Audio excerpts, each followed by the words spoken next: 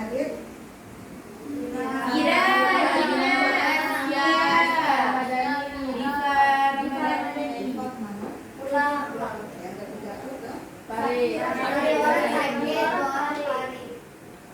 Oke, yang lain insya Allah sehat. Kabar semuanya? Alhamdulillah, luar biasa. Allahu Akbar. Baik anak ibu semua, kita hari ini masuk ke materi asam basa ya.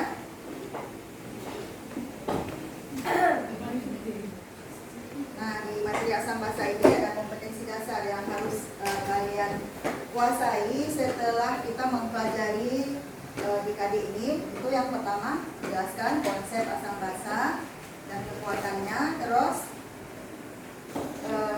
reaksi keseimbangannya di dalam larutannya. Ini tujuannya, tujuan pembelajarannya, kita dapat mengidentifikasi asam-asam atau basa yang terdapat di dalam lingkungan kita sehari-hari. Terus menjelaskan konsep asam basa dan membandingkan konsep asam basa berdasarkan beberapa teori yang akan kita pelajari. Sebelumnya kalian sudah mengenal asam basa yang ada dalam kehidupan? Ayo, contohnya apa? Satu orang.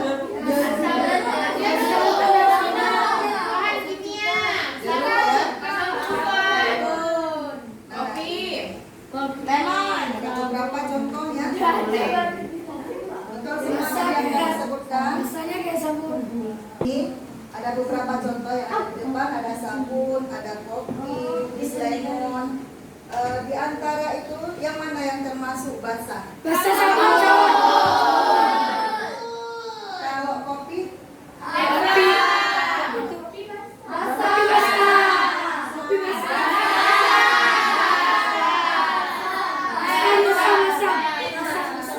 Apakah asam atau basa ya? Ada kafein. Asam.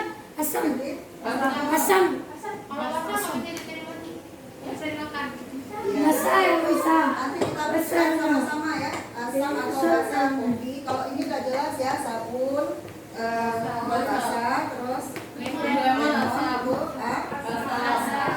di kelas 1 yang dulu ini sekedar mereview kembali. Kita sudah mempelajari larutan ya. Larutan, karena di sini kan larutan asam basa. Kira-kira ada yang tahu nggak bagaimana konsep larutan? Satu orang? Bagaimana konsep larutan? Larutan itu apa?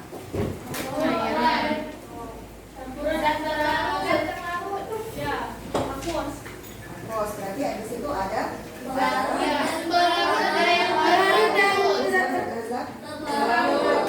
di kelas 1 kalian juga sudah mempelajari ada larutan elektrolit. Non elektrolit. Apa yang membedakan elektrolit sama non elektrolit? Kuat lemah ya. Terus apa lagi? Ya apa silakan? Kalau elektrolit udara, pulsa. Kalau yang elektrolitnya kayak ada asam sama basa. Ya boleh, itu contohnya ya. Terus kalau kita mau membedakan suatu larutan itu elektrolit atau non elektrolit dari mana? Dari percobaan listrik. Ya, percobaan listrik ya. Asam atau basa atau elektrolit itu bisa mengantarkan arus listrik. Ditandai oleh apa waktu kemarin? Banyak gelombang. Lampunya nyala dan ada gelembung. Kalau non elektrolit lampunya tidak menyala. Tidak redup tapi ada gelembung. Tahu nggak kenapa bisa suatu larutan itu mengantarkan arus listrik? Karena ada ion. Ya betul. Terionisasi. Saat di mana dia terionisasi? Saat di dalam air. Bagus. Kita lanjut.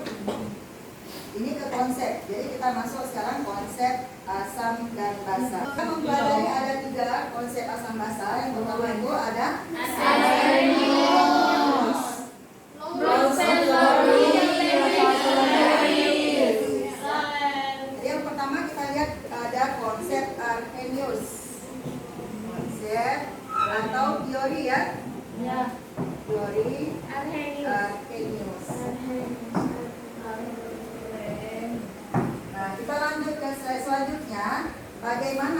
menurut Arkedus ini, saya boleh dibaca? Boleh, silakan. Siapa yang mau kasih pendapat bagaimana konsep Arkedus? Asam itu zat yang dalam air dapat melepaskan hidrogen. Kalau basa, zat yang dalam air dapat melepaskan hidroksida. Betul? Betul. Kita lihat ya. Nah, ini kalau digambarkan seperti ini. Jadi ada asam basa Arrhenius, asam di dalam air akan terionisasi menjadi ion H+, sedangkan basa terionisasi menjadi OH-. Kita lihat contoh. Apa contohnya? HCl. Boleh HCl. HCl di dalam air akan terionisasi menjadi ion H. Jadi ion apa? Ini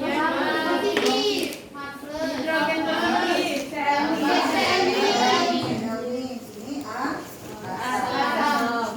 Sedangkan basa boleh KOH terionisasi menjadi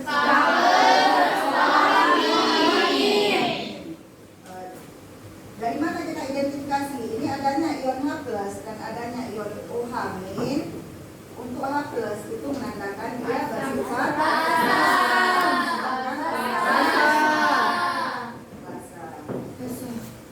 Ya, sampai di sini ada pertanyaan untuk reaksi ionisasinya? Jelas? Jelas ya. Kalau sudah jelas, ada dua teori lagi, Bronsted-Lowry dan Lewis. Itu kalian pelajari dengan berbagai sumber yang ada di buku. Nanti tolong isi LKS-nya menurut kelompok masing-masing ya. Jadi kita kumpulkan waktunya 10 menit untuk mengisi LKS. Setelah kita mengisi LKS itu kita nanti diskusi.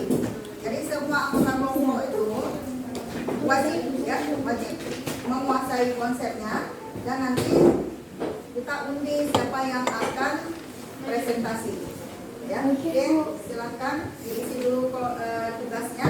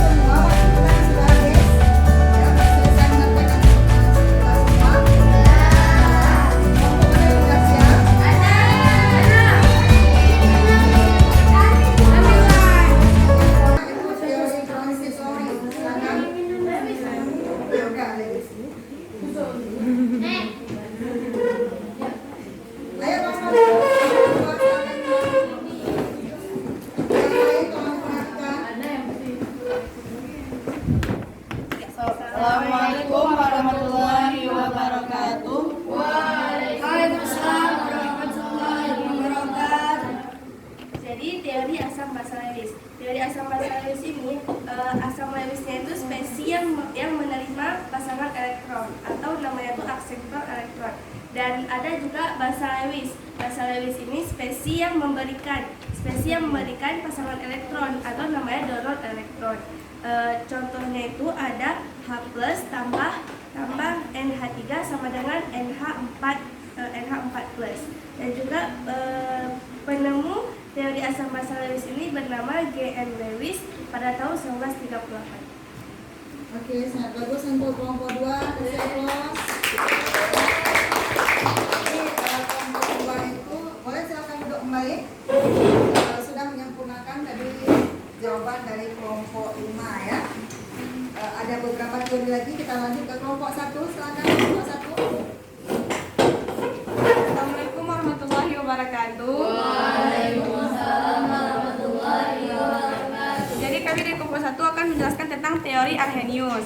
Jadi menurut Arrhenius nih, asam adalah zat yang dalam air dapat melepaskan hidrogen H+, sedangkan basa adalah zat yang di dalam air dapat melepaskan hidroksida atau ahamin.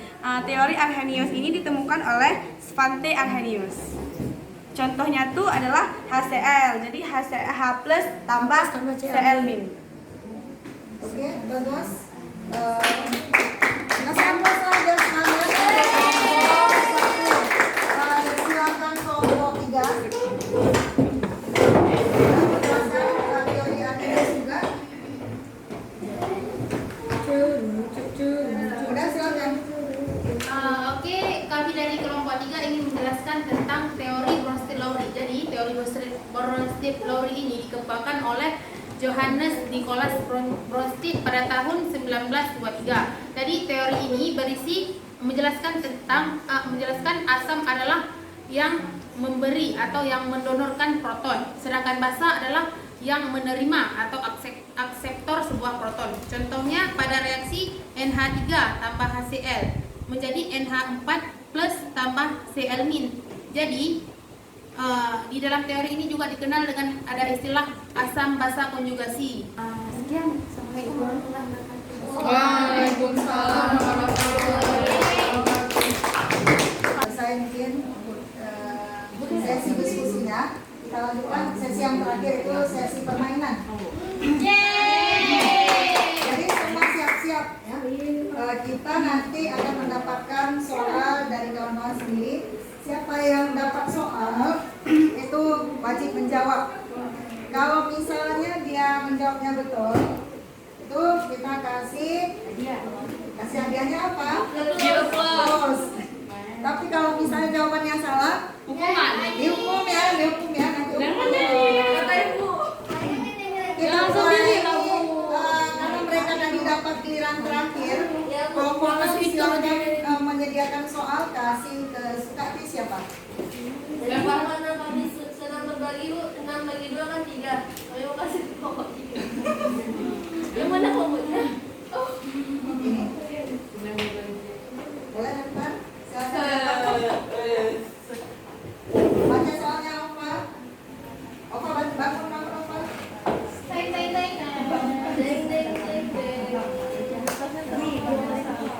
Apa perbedaan teori Bronsted-Lowry dan teori Lewis? Jangan lagi dibaca, nggak boleh baca. Ayo, Opa yang jawab karena Opa yang dapat.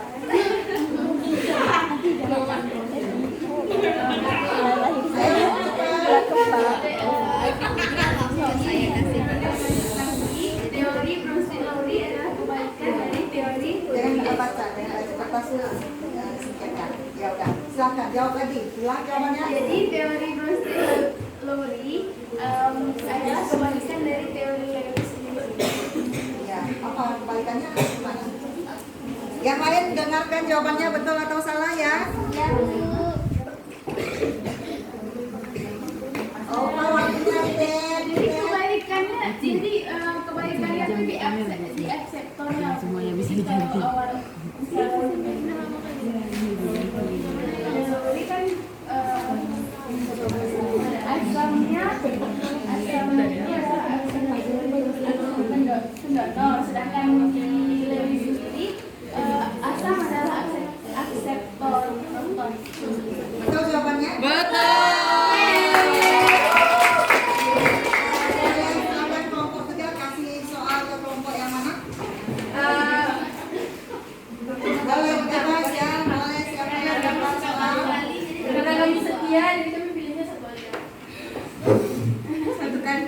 Ayo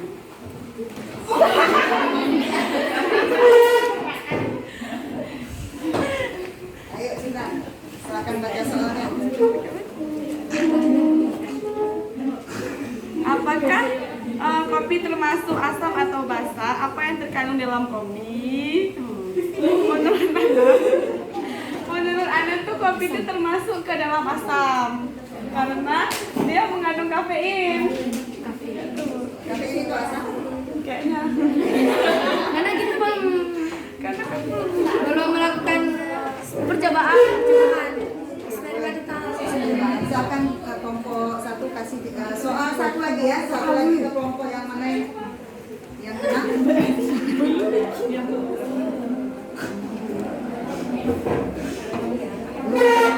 Silakan ditulis soalnya.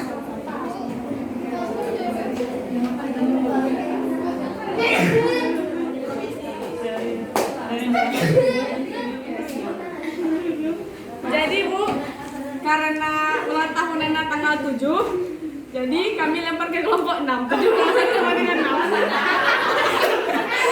Jangan. Silakan, udah. aja. Untuk siapa? Mana? Kamu baca soalnya mana?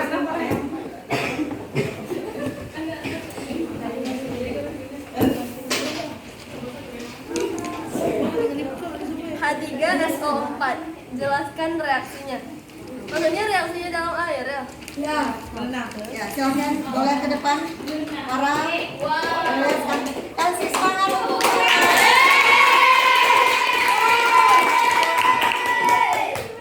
Para belum betul. H3SO4. H2. Salah bikin. Emang ada buah H3 ya? H2 SO4. SO4. Udah.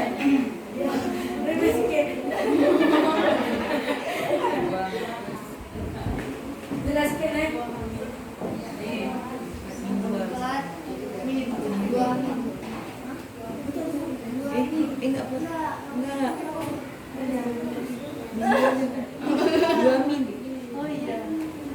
udah para. Jelaskan. Ya boleh silakan para jelaskan. Jadi ini kan H+. Berarti dia ini menghasilkan berarti dia ini asam. Habis itu ini karena dia ada 2, jadi SO4-nya ini minusnya 2. Maksudnya dia memberikan 2 ion kepada si H+ ini, dan H+ ini menerima 2 ion dari si SO4. Atau jawabannya? Apakah salah memberikan jawab muatannya kepada H+? Salah. Reaksinya betul tapi penjelasannya salah.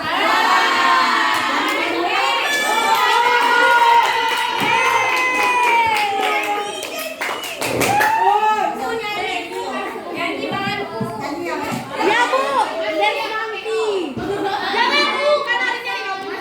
lagu yang ini aja yang singkat tapi banyak.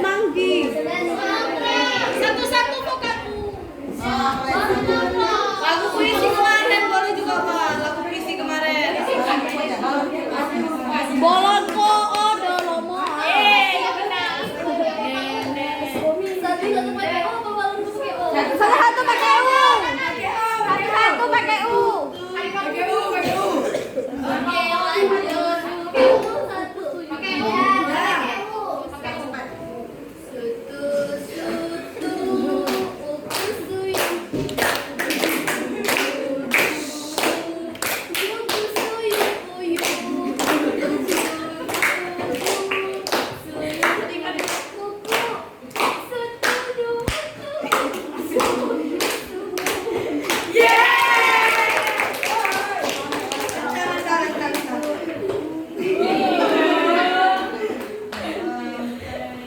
Saya ibu rasa materi kita sudah selesai. Jadi sebelum kita tutup pada hari ini, kita ambil kesimpulan dulu ya. Ambil kesimpulan, jadi kita ambil kesimpulannya sama-sama.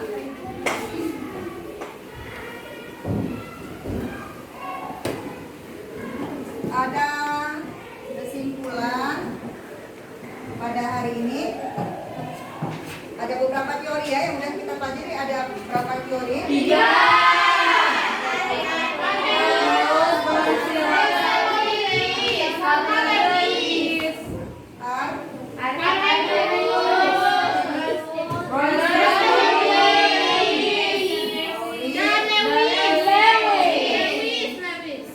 Lewis. Nah, sekarang menurut Arrhenius apa tadi asam? Asam ada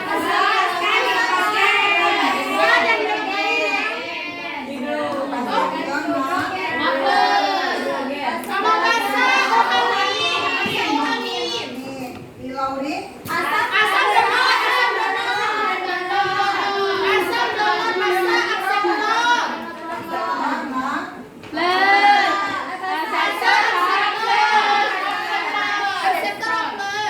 akseptor. Sedangkan pada Lewis akseptor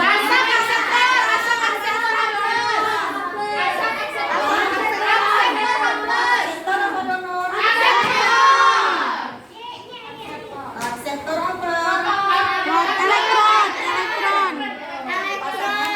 Elektron. Basa donor.